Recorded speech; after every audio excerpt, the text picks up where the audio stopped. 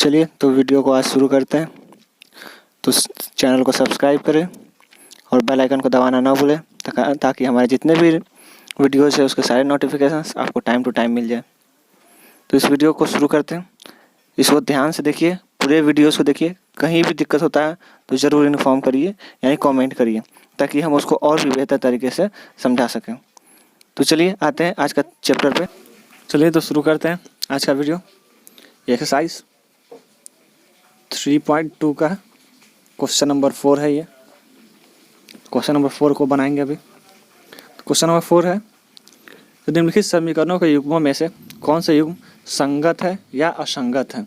जो भी अगर संगत है उसको ग्राफ विधि से दिखाना है। यहाँ ग्राफ है साइड में, तो ग्राफ विधि से उसको दिखाना है। Which of the following pair are linear equation. जो भी पेयर ऑफ लाइनरी इक्वेशन जो दिया हुआ है इसको लाइनरी इक्वेशन बोलते हैं। Linear equation consistent and inconsistent. If consistent obtain the solutions graphically.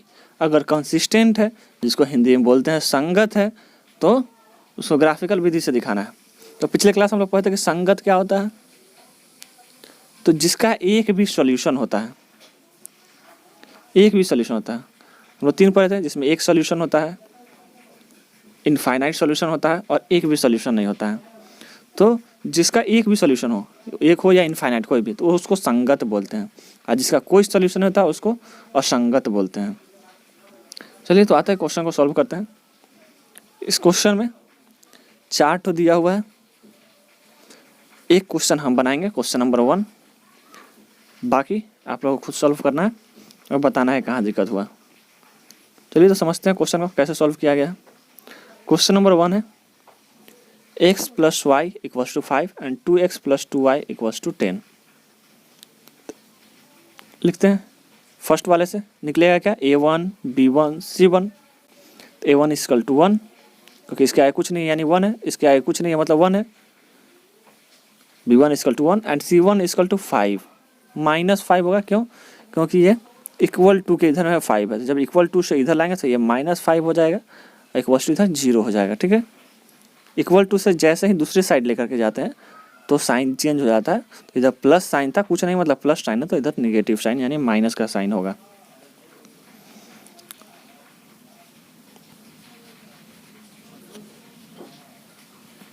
चलिए उसी तरह से सेकेंड वाली क्वेश्चन से क्या निकलेगा। सेकेंड है तो सेकेंड हो जाएगा सब में, a2 b2 and c2। a2 क्या होगा, a2 हमारा 2 हो जाएगा, b2 भी 2 हो जाएगा और c2 क्या हो जाएगा -10। इक्वल टू के इधर है सेम, उधर जाएगा तो माइनस में आ जाएगा। इक्वल टू से दूसरे साइड जाने से साइन चेंज, सेम रूल से -10। तो आते हैं फिर वही, जब भी इस तरीके से दिखाना है संगत, अगर संगत निकालना था तो कंपेयर करते हैं a1/a2, b1/b2 और c1/c2 पे। तो लिखते हैं a1/a2। a1 कितना है हमारा 1, a2 कितना है 2, तो 1/2। ठीक है, b1 कितना है 1, b2 कितना है 2, तो b1/b2 = 1/2। c1 कितना है 5 और c2 कितना है 10। उसको देखिए इस तरह से लिखेंगे, c1/c2 = -5/-10। ठीक है, लिखेंगे ये कटा 5 1 जा 5, 5 2 जा 10, तो इसकल टू क्या हो जाएगा 1/2 आएगा ना। ऊपर 1 नीचे 2, तो 1/2। इसी 1/2 को हम डायरेक्ट लिख दिए हैं। आप इसको सॉल्व कर सकते हैं कॉपी में सॉल्व कर लीजिएगा और फिर c1/c2 लिख लीजिएगा। तो अतः क्या बोल सकते हैं, a1 b1 और c1 जब तीनों सेम है, तीनों का वैल्यू 1/2 1/2 1/2 आ गया, यानी तीनों इक्वल है, तीनों सेम है, इक्वल है। तो a1/a2 = b1/b2 = c1/c2, यानी तीनों बराबर है। जब तीनों बराबर होता है तो याद करिए जो हम लोग याद किए थे उसमें फॉर्मूला में, कि जब तीनों बराबर था तो क्या बोलते हैं, इनफाइनाइट सॉल्यूशन होता है।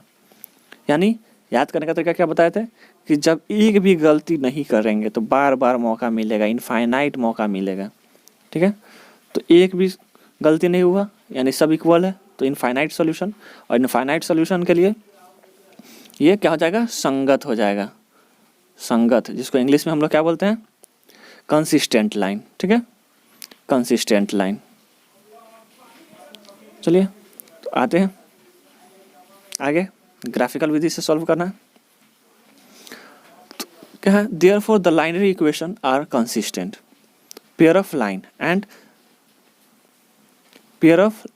And this have infinite number of possible solution. अभी बताएं कि कंसिस्टेंट लाइन है और इनफाइनाइट सोल्यूशन होगा क्योंकि तीनों इक्वल है। तो हिंदी में उसी को इस तरह से लिख सकता है कि इसलिए ये रेखाएं जो है समीकरण है, संपाती रेखाएं हैं और इस प्रकार संभव समाधान जो है अनंत है। अनंत मतलब इनफाइनाइट होता है, इस जगह इनफाइनाइट भी लिख सकते हैं। Hence the pair of line equation is consistent.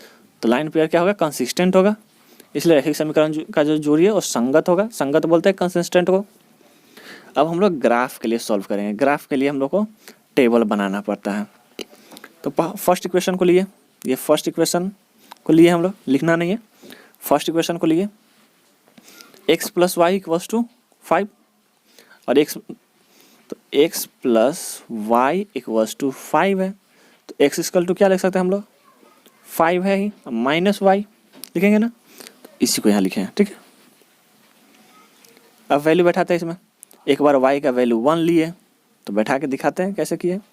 x equal to 5 minus y तो इक्वल्स टू 5, y का वैल्यू 1 लिए हैं तो यहाँ लिखेंगे 1 तो इक्वल्स टू 4।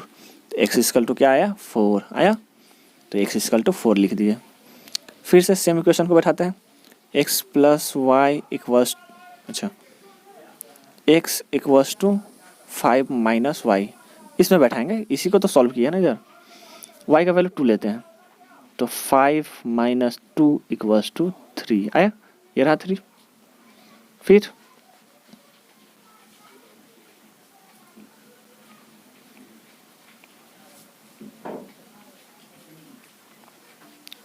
फिर सेकेंड वाले में अब y का वैल्यू 3 लेते हैं तो लिखते हैं 5 माइनस 3 तो इक्वल्स टू 2, ये x का वैल्यू आ रहा तो ये रहा 2 लिख दिए। 3 तो एक यहाँ से बना लिए। अब सेकेंड इक्वेशन पे आते हैं। सेकेंड इक्वेशन 2 इक्वेशन था। सेकेंड इक्वेशन ये रहा 2x plus 2y equals to 10। तो क्या लिख सकते हैं, 2x प्लस 10 माइनस 2y। ठीक है, और एक लाइन और यहाँ पे बढ़ा लीजिएगा, छूट गया है। x equals to 10 minus 2y by 2। ये जो 2 है यहाँ मल्टीप्लाई में ये यहाँ करके डिवाइड हो जाएगा सेकेंड वाले लाइन में। ठीक है, अब इसी पे जो है हम लोग वैल्यू बैठाएंगे। तो इक्वेशन को सही से लिख लेते हैं छोटा जगह में। x equals to 10 minus 2y by 2। तो डालते हैं x का वैल्यू, y का वैल्यू मतलब, तो 10 minus 2 into 1 by 2 equals to 10 minus 2, 1 to 2 2 by 2। तो लिख सकते हैं इसको 8 बाई 2 इक्वल्स टू 4 आया, 4x इक्वल टू आ गया। फिर सेकेंड वाले इक्वेशन में डालते हैं इसको, मतलब इसी इक्वेशन में सेकेंड वैल्यू डालते हैं। दूसरा वैल्यू 2 लेते हैं तो 10 माइनस 2 इंटू 2 बाई 2, इसको लिख सकते हैं हम लोग इस तरह से 10 माइनस 4 बाई 2 तो इक्वल्स टू 6 बाई 2। तो काटेंगे इसे तो 3 आ जाएगा, x का वैल्यू 3 आया, y 2 माने तो माने। फिर सेम इसी तरीके से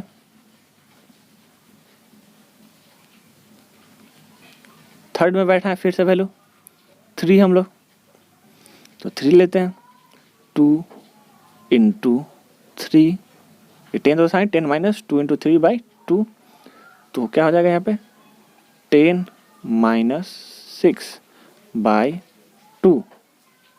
तो इसको हम लोग क्या लिख सकते हैं 4 बाई 2 इक्वल्स टू 2 2 जब 4 होता है काट दिए तो x इक्वल टू 2 आ गया। तो देखिए कैसे वैल्यू सॉल्व हुआ। अब जब ये वैल्यूज़ आ गए हैं तो इसको हम लोग ग्राफ पे दिखाएंगे। ये देखिए ऐसा करते हैं, एक बार वैल्यूज़ को हम लोग लिख लेते हैं। फर्स्ट वाले इक्वेशन से जो आए थे इसको यहाँ लिख लेते हैं। x y आया 4 1 3 2 2 3। ठीक है, देख लेते हैं फर्स्ट वाले को कैसे बैठा है, फिर सेकंड वाले को लिखते हैं। तो 4 आया तो 1, ये रहा 4, तो ये रहा 1 4 1। सेकंड वाले में 3 2, तो ये रहा 3 और ये रहा 2, यहाँ बैठा है। थर्ड में क्या रहा 2 एंड 3, तो ये रहा 2 एंड ये रहा 3, तो 2 एंड 3। हर बार बताएं, पहले x का वैल्यू लिखते हैं फिर y का वैल्यू लिखते हैं, पहले x एक्सिस को देखेंगे फिर y एक्सिस को देखेंगे और इस तरीके से ग्राफ बनाएंगे। सेकंड वाले इक्वेशन में जाते हैं तो यहाँ भी देखते हैं सेम है, देखिए 4 1 3 2 2 3। तो जब नंबर सेम है तो ग्राफ भी सेम ही होगा, लाइन भी सेम ही होगा और एक ही लाइन पे दोनों आ जाएगा। तो ये क्वेश्चन कंप्लीट हुआ। आते हैं बाकी इसके जो भी क्वेश्चन हैं आप खुद सॉल्व करेंगे। क्वेश्चन 5 को देखते हैं हम लोग। The half perimeter of a rectangular garden. एक रेक्टेंगुलर गार्डन है जिसको आयत बोलते हैं रेक्टेंगल को। तो एक आयताकार बाग है, उसका पेरीमीटर हाफ पेरीमीटर जिसको बोलते हैं अर्ध परिमाप 36 दिया हुआ है। Whose length is 4 metre. उसका लेंथ जो है, लंबाई जो है वो 4 metre, more than 4 metre more than its width. उसका जो लंबाई है वो चौड़ाई से 4 मीटर ज़्यादा है। ठीक है, तो find the diameter of the garden. तो बोला गया कि एक आयताकार बाग है जिसकी लंबाई जो है चौड़ाई से 4 मीटर अधिक है, उसका अर्ध परिमाप 36 है। तो बाग की विमाएँ यानी उसके जो साइड्स है, डायमीटर्स है, उसको निकालना है। तो आते हैं, मान लिया let's wide of the garden. Garden का जो वाइड है जिसको हम लोग बोलते हैं चौड़ाई, तो x है एंड लेंथ भी y, लेंथ जो है वो y है, लंबाई। तो अकॉर्डिंग टू प्रश्न अनुसार ये हिंदी वालों के लिए लिख लीजिएगा। प्रश्न अनुसार क्या लिखेंगे हम लोग?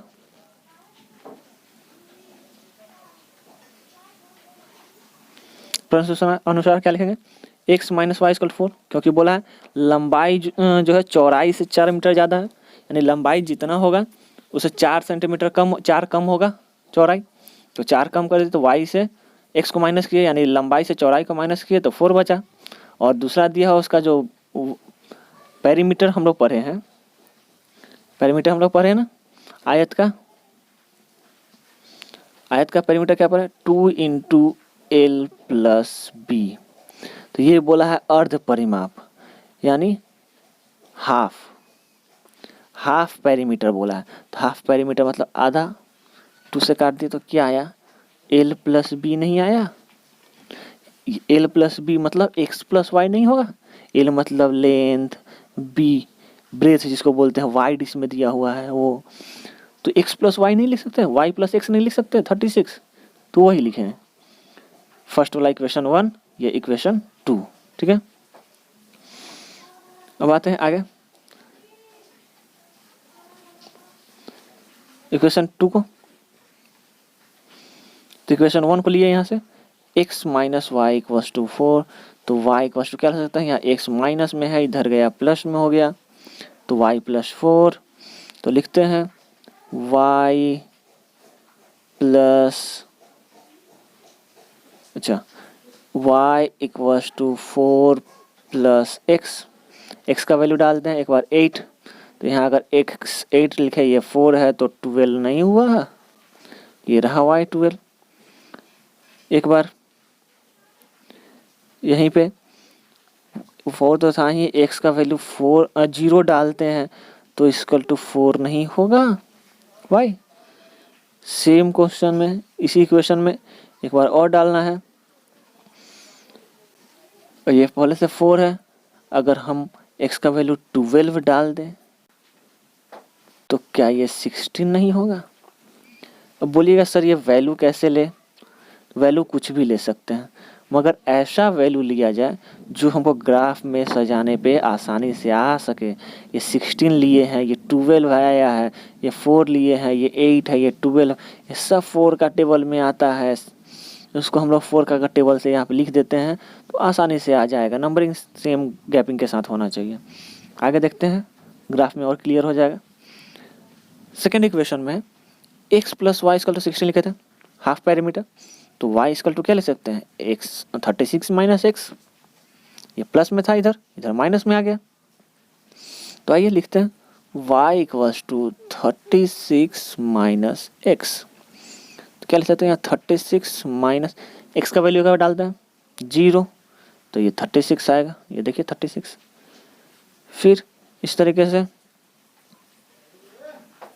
x का वैल्यू 36 ले लेते हैं सीधा, तो लीजिए ये 0 हो गया y का वैल्यू। फिर x का वैल्यू एक बार 16 लेते हैं, तो सब्ट्रैक्ट करिए, आ जाएगा 20। अब इसमें भी वही लिए, देखिए ये 4 का टेबल में आता है, ये 4 का टेबल में आता है, ये 4 का टेबल में आता है, ये भी 4 का टेबल में आता है। यानी हम लोग अगर 4 का टेबल लिख देते हैं तो ये सारे नंबर्स आ जाएंगे, इसीलिए ऐसा वैल्यू लिया गया। आप कोई भी वैल्यू ले सकते हैं, लेकिन बहुत लंबा ग्राफ बनाना पड़ जाएगा, इसलिए ऐसा वैल्यू लिया गया ताकि छोटा ग्राफ बने, 4 का टेबल में आ जाए। तो hence the graphical representation, graph में देखते हैं, रिप्रेजेंट करते हैं, दिखाते हैं ग्राफ में। ये रहा हमारा, इधर में ही काम हो गया, पूरा ग्राफ बनाया गया। तो ये बोले कि 4 के टेबल में सब आ जा रहा, तो 4 का टेबल लिख सकते हैं यहाँ पे, 4, 12, 20, 28। देखिए गैपिंग सेम होगा, 8 का गैपिंग, 8 गैपिंग, 8 गैपिंग, 8 गैपिंग। आप अगर चाहें तो ये बेस्ट होगा कि आप इसमें 4 का टेबल सिर्फ लिख दें, 9 तक जाना पड़ेगा, और क्या होगा, ये छोटा आम करने के लिए किए। आप सीधा लिख सकते हैं, ग्राफ को इस तरह से बना सकते हैं। तो यहाँ पर 4, 8, 12, 16 इस तरीके से जा सकते हैं। 36 तक जाना हुआ तो 9 ऊपर जाएगा, 9 इधर जाएगा, यहाँ पे 2 3 इधर 2 3 बढ़ा कर छोड़ देना है, या फिर ऐसे भी कर सकते हैं जो ग्राफ दिया है। तो आइए जो वैल्यूज़ आए हैं उसको हम लोग पहले लिख लेते हैं। x y पहले 8 है, 12 है, 0 है, 4 है, 12 है एंड 16 है। ये रहे, पहले फर्स्ट वाले इक्वेशन को बैठा लेते हैं, फिर आते हैं तो सेकंड वाले को बैठाएंगे। जैसे 8 है, 12 है, चलिए x में 8 खोजते हैं। यह 4 और 12 के बीच में आएगा ना, क्योंकि 4 का गैपिंग है, ये तो बीच में कितना है लेंथ, 8 का गैपिंग है, तो इसका बीच 4 हो जाएगा, इधर 4 इधर 4 होगा ना, तो ये बीच यानी ये मिडिल लाइन। तो मिडिल लाइन जो है हमारा, ये मिडिल लाइन जो है हमारा 8 का हो गया, तो ये रहा 8, ये रहा 8, और इधर है 12, ये रहा 12, ठीक है, यहाँ पे मिला। फिर सेकेंड नंबर ग्राफ है, सेकेंड नंबर में 0 एंड 4, x 0 यानी y लाइन पे चले जाएंगे, 4 ये रहा। फिर थर्ड है 12 एंड 16, x 12, ये रहा 12 हमारा, ये बीच से निकलेगा, ठीक है, एंड 16 ये रहा 12, ठीक है, और ये 16, तो 12 और उसके बाद जस्ट 16, ये रहा 12 एंड 16, ठीक है। इसको बैठा लिए, थोड़ा छोटा छोटा लग रहा है, इसको यहाँ पे अगर हम लोग देख लेते हैं तो देखिए 4 है, ये 12 है, इतना ही में हमारा बन जा रहा है। इधर में अगर देखा जाए तो ये 4 है, ये 12 है, और ये 20 है। नहीं हो रहा है यहाँ पे, रुकिए इसको कुछ करते हैं, दूसरा जगह दिखाते हैं, कहीं तो दिखेगा अगर जगह खाली हुआ तो। नहीं है यहाँ पे जगह खाली, अच्छा कोई बात नहीं, इसको हम लोग यहीं पे कर लेते हैं। ये रहा ग्राफ, इस तरीके से बनाते हैं। ये है 4, 12, एक मिनट, 4, 12, 20, 4, 12, 20, ठीक है। फर्स्ट था 8, ये बीच में रहा यहाँ पे, और 12 ये रहा इस जगह पे, ठीक है। सेकेंड वाले 4 एंड 0, जब x 0 है तो y लाइन पे आ जाएंगे, ये रहा।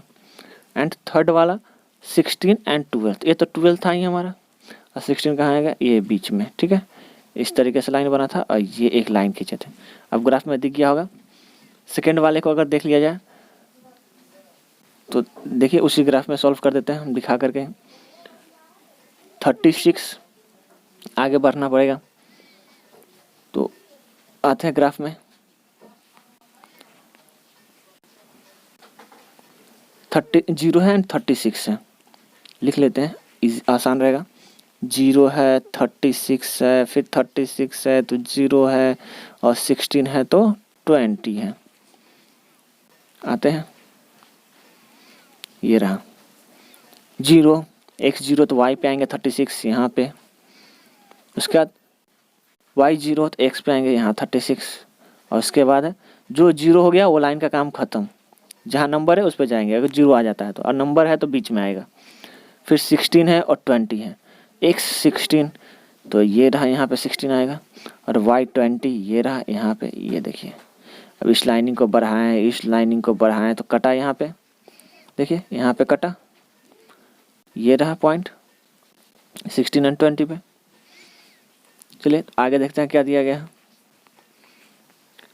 तो फ्रॉम द फिगर, इस फिगर को, ग्राफ को अच्छे से बनाइएगा, समझ में आएगा। ग्राफ जितना समझाना था समझाए हैं, अगर फिर भी दिक्कत है तो ज़रूर बोलिएगा कमेंट में, फिर और अच्छे से इसको क्लियर करेंगे। तो चलिए पढ़ते हैं। From given figure it's can be observe that, इस फिगर को देखने से, इस आकृति को देखने से पता चलता है कि लाइन आर इंटरसेक्टिंग, लाइन जो इंटरसेक्ट करता है each other only at one point, क्या है 16 एंड 20। ये जो बिंदु पर एक दूसरे कट करता है, कहाँ पे 16 एंड 20 पे। Therefore the length of the wide of the given graph is, wide मतलब,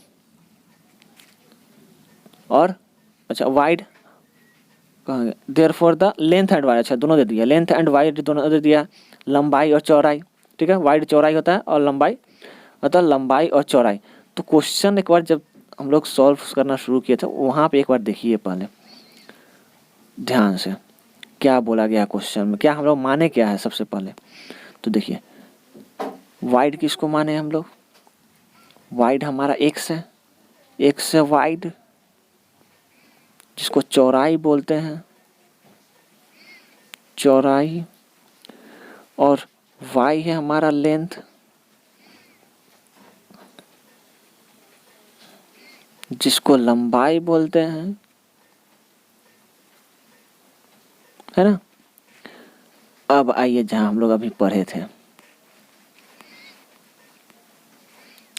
तो यहाँ पे हम लोग पढ़े कि 16 और 20 पे काटता है।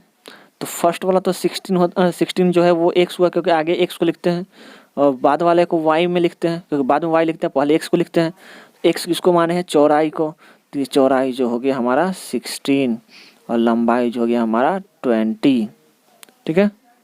आ गया आंसर, वही बोला गया है क्रमशः, मतलब जो लगातार, इसमें अगर पहले लंबाई लिखे तो पहले लंबाई, चौड़ाई लिखे तो चौड़ाई, ठीक है। तो ये क्वेश्चन कंप्लीट 5 नंबर। अब आते हैं 6, आज 7 तक कंप्लीट करके इस चैप्टर को ख़त्म करेंगे 3.2 को। कल हम लोग ट्रिगो करेंगे, नेक्स्ट वीडियो में ट्रिगोमेट्री का सिर्फ फॉर्मूलाज पढ़ेंगे, कैसे आया, वैल्यूज़, कितने सारे फॉर्मूला से आपका काम हो जाएगा वो सभी पढ़ेंगे। चलिए आते हैं 6 नंबर क्वेश्चन। एक रैखिक समीकरण 2x 3y -8 = 0 दी गई है। दो चरों में से एक ऐसी रैखिक समीकरण लिखिए ताकि प्रत्येक युग्म ज्यामितिक निरूपित हो। प्रतिच्छेदित रेखाएं, समांतर रेखाएं, संपाती रेखाएं, कुछ नहीं है। बोला गया है एक इक्वेशन दिया हुआ, गिवन इक्वेशन 2x 3y और -8 दिया हुआ। अनदर लाइन लिखना है, एक एक इक्वेशन सबका बनाना है जो ज्योमेट्री के रूप में, ठीक है, जिसमें ज्योमेट्रिकली जो है इंटरसेक्ट करे, पैरेलल हो और कंसिस्टेंट लाइन हो, ठीक है।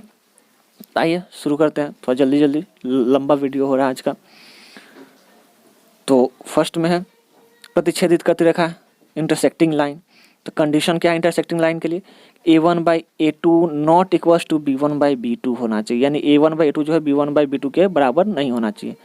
तो हम लोग दूसरा इक्वेशन अपने मन से लेना है, कहीं से कुछ नहीं सोचना है। तो दूसरा लाइन हम लोग क्या ले सकते हैं, फर्स्ट वाला जो है फर्स्ट जरूर लेंगे।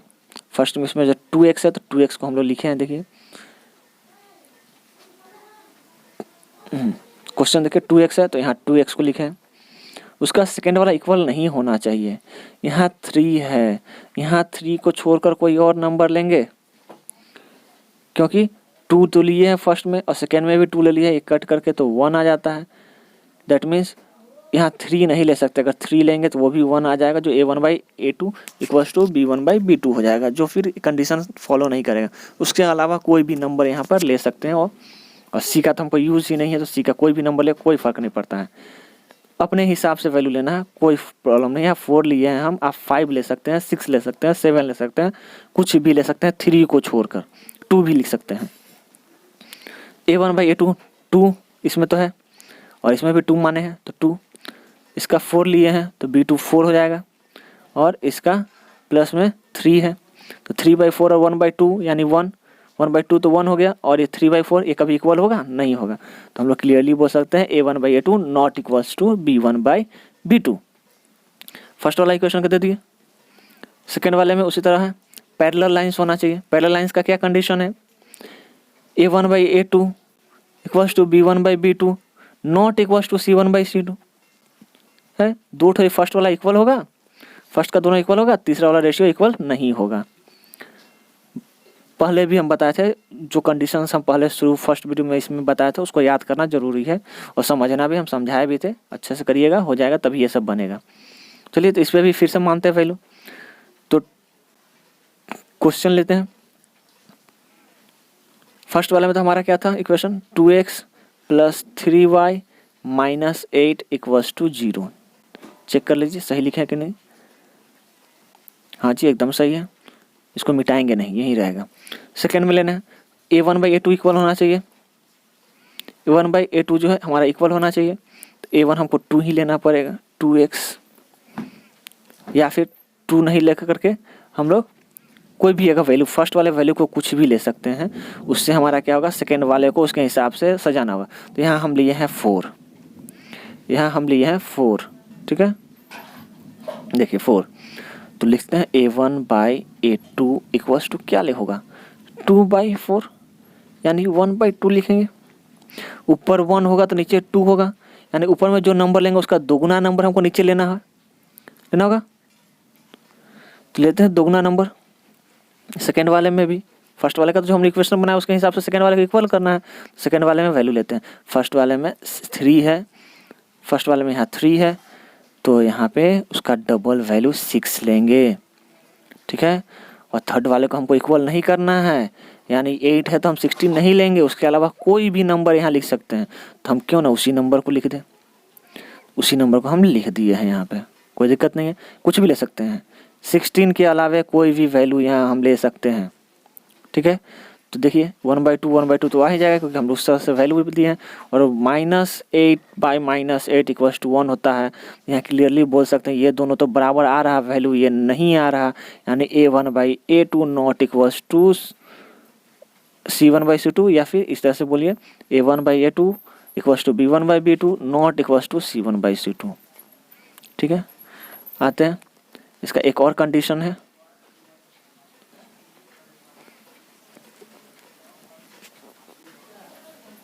हाँ इस ग्राफ को यहीं रहने देते हैं, इक्वेशन को। आते हैं सेकेंड में बोला कंसिस्टेंट लाइन होना चाहिए, यानी संपाती। तो इसका कंडीशन क्या था, A1/A2 equals to B1/B2 equals to C1/C2।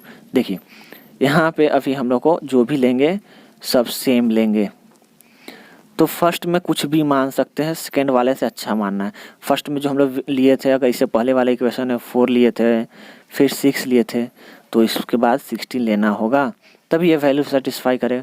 तो यहाँ पे कुछ और वैल्यू मानते हैं, सेम वैल्यू क्यों माने हर जगह, फर्स्ट वाले को कुछ भी ले सकते हैं, उसके अकॉर्डिंग सेकेंड और थर्ड को मानना है। फर्स्ट वाले में यहाँ हम ले लिए हैं 6, तो A2 हमारा हो गया 6, A2 6 हो गया।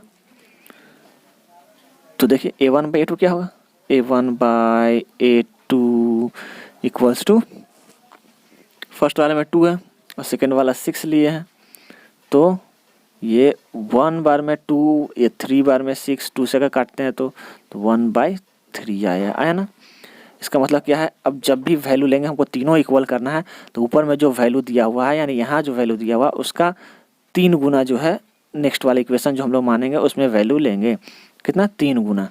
तो आइए अब इक्वेशन को आगे इसी के हिसाब से सेटिस्फाई कराते हैं और वैल्यू उसी हिसाब से लेते हैं। अब 3 है तो इसका 3 टाइम्स लेंगे, 3 टाइम्स तो 9 हो जाएगा। और ये 8 है, इसका 3 टाइम्स लेंगे तो ये 24 हो जाएगा।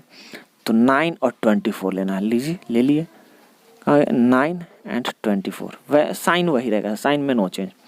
लिखते हैं तो वैल्यू 1/3 आएगा। ये देखिए 3/9 माइनस 8/-24 माइनस माइनस ख़त्म हो जाएगा। 8 3 जा 24 होता है, 3 3 जा 9 होता है। तो क्योंकि हम लोग उस तरह से वैल्यू ही लिए हैं, फर्स्ट वाले वैल्यू कुछ भी ले सकते हैं, उसके अकॉर्डिंग जब हम लोग उसका इक्वेशन उसका रेशियो लेंगे और उस रेशियो के हिसाब से ही अगले वाले सारे इक्वेशंस को हम लोग बनाएंगे। ध्यान रहे ऊपर में 1 आना ही चाहिए, यानी नीचे जो भी नंबर लेंगे फर्स्ट में वो 2 का कोई मल्टीपल लेंगे, यानी जो यहाँ पे नंबर दिया है इसका मल्टीपल लेंगे और उसका जो रेशियो आएगा उस रेशियो के हिसाब से ही आगे वाले नंबर्स को मल्टीप्लाई करते जाएंगे, तभी सब इक्वल आएगा। ठीक है, फिर से देख लीजिए, हमको लग रहा है कि कुछ समझ नहीं आया होगा काफ़ी लोगों को। 2x + 3y - 8 = 0। फर्स्ट वैल्यू कुछ भी ले, कोशिश रहेगा कि ऊपर में 1 लाना है। तो 2 है तो 2 का कोई मल्टीपल नीचे लेना है, 4 ले, 6 ले, 8 ले, कुछ भी ले सकते हैं, 8 भी ले सकते हैं। तो 1/4 आएगा। तो ये 4 से मल्टीप्लाई करना पड़ा, नीचे वाले नीचे 4 आया ना, तो ये जितना भी नंबर है उसको 4 से मल्टीप्लाई करेंगे तो 12 और ये 32। तो अब ये 12y और ये तो कुछ नहीं, माइनस साइन रहेगा यहाँ पे 0 और आगे में तो हम लोग 8 ले चुके हैं वैल्यू, तो ये इक्वेशन भी बना सकते हैं, ये भी गलती नहीं होगा। समझ गए? चलिए आते हैं, ये क्वेश्चन जो 3 था ये क्लियर किए। ये लास्ट क्वेश्चन है इस वीडियो का। इस क्वेश्चन में दिया हुआ है कि draw the graph of the equation x minus y plus 1 equals to 0 and 3x plus 2y minus 12 equals to 0. Dimension and coordinations of the vertices of the tangent formed by their lines and x-axis and shaded the triangular area. समीकरण दिया हुआ है 2 ठो, ठीक है, ये और ये। इसका ग्राफ खींचना है। एक्स एक्सिस में इन रेखाओं से बनता है, एक्स एक्सिस यानी इस लाइन पे जो हमारा होता है vertical line, horizontal line, horizontal line उस पर जो भी बनेगा, ये जो सोया हुआ रेखा जिसको बोलते हैं, इस पर जो भी बनेगा इसको एक्स बोलते हैं। इस पर जो ट्रायंगल बनेगा इसको शेडेड करना है। ठीक है, आइए इक्वेशन लिए फर्स्ट वाला x - y + 1 = 0। तो यहाँ x रहा, ये y है, इधर माइनस में इधर आएगा तो प्लस हो जाएगा, ये प्लस में था इधर माइनस हो गया। अब इस इक्वेशन पे हम लोग बैठाते हैं तो बहुत इजी इक्वेशन था, कोई भी वैल्यू लेते हैं। अगर एक y का वैल्यू 0 तो ये -1 यानी -1। ठीक है, फिर उसी तरीके से y का वैल्यू अगर लेते हैं हम लोग 2 तो -1 = -1 होगा, +1। y का वैल्यू 2 लिए तो -1 किए तो 1 आएगा सिर्फ। और अगर सेकंड में y का वैल्यू हम लोग 3 लेते हैं तो -1 किए उसमें, क्योंकि 1 तो माइनस था ही, तो यहाँ 2 वैल्यू आएगा। ठीक है, उसी तरीके से इसका जो सेकेंड इक्वेशन है उसको भी लिख लेते हैं हम लोग। सेकेंड इक्वेशन क्या है? 3x + 2y - 12। आइए सेकेंड इक्वेशन के लिए क्या ग्राफ किस तरह से बनाया गया है, तो उसको क्या लिख सकते हैं? 3x = 12 - 2y। ये -12 था, इधर गया प्लस हो गया, ये +y था तो इधर -y हुआ, और ये 3 जो है ये क्या होगा, उधर जा कर के डिवाइड हो जाएगा, 12 - 2y/3 आएगा, ये रहा। ठीक है, ये रहा बनाया है जो। चलिए तो इस पे वैल्यूज बैठाते हैं। x = 12 - 2y/3 = 12 - 2 × अब y का वैल्यू यहाँ बैठाना शुरू करेंगे। y का वैल्यू 0 तो ये पूरा 0, तो /3 = 0 से मल्टीप्लाई करेंगे तो 0, तो 3 से डिवाइड करें, 12 को 3 से डिवाइड किया तो 4। फिर नेक्स्ट वैल्यू बैठाते हैं, 12 - 2 इंटू वाई का वैल्यू लिए 3 बाई 3 तो था ही, तो 12 माइनस 6/3 इक्वल्स टू 6/3, काटेंगे तो 2 आएगा, ये रहा 2। ठीक है, फिर नेक्स्ट वैल्यू बैठाते हैं, नेक्स्ट वैल्यू बैठाते हैं 6 ही ले लेते हैं, तो 12 माइनस 2 इंटू 6/3, तो देखिए तो ये 12 माइनस 12/3 नहीं हुआ, और जब इन दोनों को माइनस किया तो 0/3 नहीं हुआ, और जब 0 में किसी नंबर से डिवाइड देते हैं तो क्या आएगा, वो 0, ये रहा। अब इसको हम लोग ग्राफ पे दिखा देंगे जैसे हम लोग हर बार दिखाए हैं। तो ग्राफ को लिख लेते हैं एक बार, आसानी होगा दिखाने में हमें। वहाँ x एंड y का वैल्यू फर्स्ट में -1 0 1 2 2 3, ठीक है।